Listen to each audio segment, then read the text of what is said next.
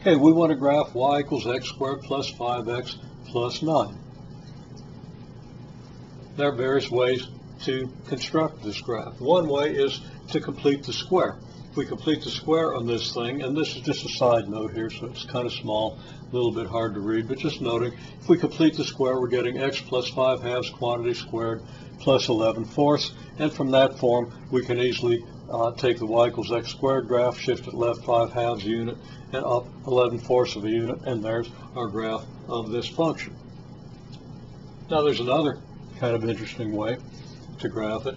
It turns out we could graph x squared plus 5x plus 6, and then, of course, this only has a 6 here, this has a 9 here, but this means that the values of this function will always be 3 units greater than the values of this function, which means that if we have a graph of this function, we can just raise it 3 units and we get the graph of this function. That's not a method that will always work, but in this case it certainly works, and it works just fine.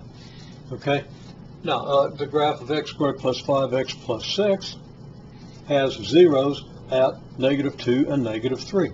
So the graph kind of looks like this, where this would be -2 and this would be -3. Where's the axis of symmetry relative to the two zeros of this function? Well, the axis of symmetry has to be halfway between the two zeros, because the axis of symmetry is the axis through which you could reflect this side to get this side. If this is going to be a reflection of this, then this point here, this zero, has to be a reflection of this zero. And the only way that's going to occur is if the axis through which you're reflecting it is halfway between the two zeros.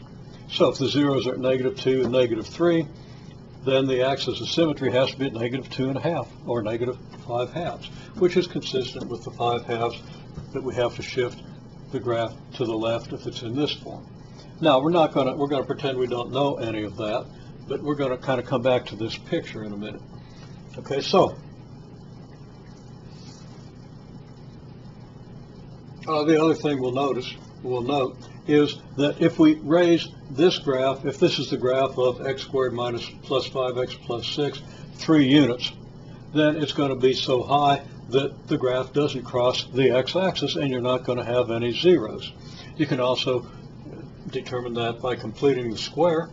If you shift to the left 5 halves of a unit and up, shift the y equals x squared graph, left 5 halves a unit, and then up 11 fourths unit, well, it's up above the x-axis and the parabola opens upward, so it's not going to cross the x-axis. So we're going to have the case where there are no zeros. The graph won't exactly look like this, but in a case where there are no zeros, the graph is either above the x-axis opening upward or below the x-axis opening downward. Okay, well, now let's forget about all this for the moment. We're going to graph this. We're going to use the quadratic formula to give us information that we could use in order to construct the graph. So the quadratic formula tells us that if this is the function, then y is 0 if and only if x equals, well, there's the quadratic formula, and you simplify it. You get zeros at x equals -5 halves plus or minus the square root of -11 divided by 2. Okay. Now, square root of -11 tells us that we have no real zeros. Now, a minute ago we discussed the fact that because of the shift of this graph or because of other characteristics, we already kind of know that there are going to be no real zeros. So it's no surprise that the quadratic formula tells us that. We'd really be in trouble if it didn't. Okay, well, let's go back to this graph for a minute.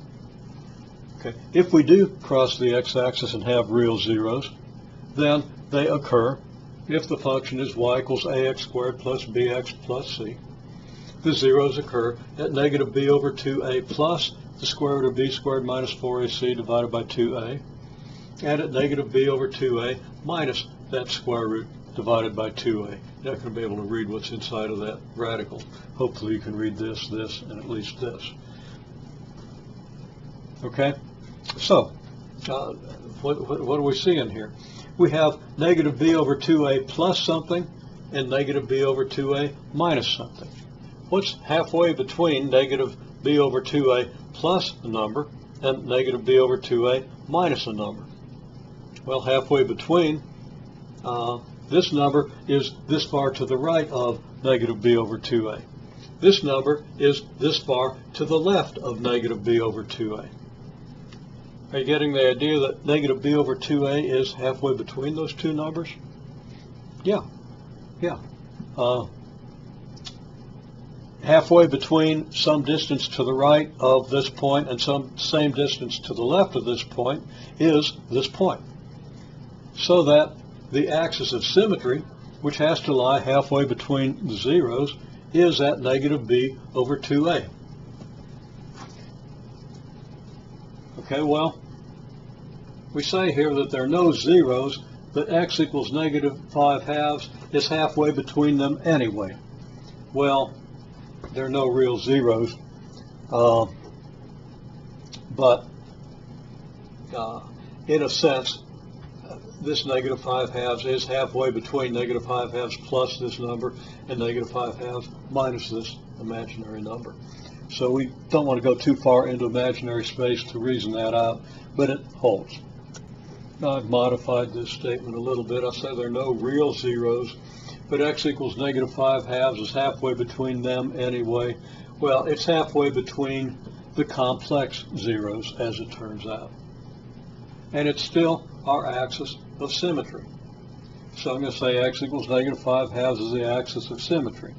Now you're not going to be able to visualize what it means. I don't think you're going to be able to visualize what it means to be halfway between two complex zeros. We have to go into more dimensions to talk about that, and at this stage in your education you're not going to be ready to do that, unless you got an IQ over 200. Okay, even then maybe not. In any case, by these arguments we see that the quadratic formula tells us where the axis of symmetry is. It's just at x equals negative b over 2a. The axis of symmetry for y equals ax squared plus bx plus c lies at x equals negative b over 2a. And that's a big deal.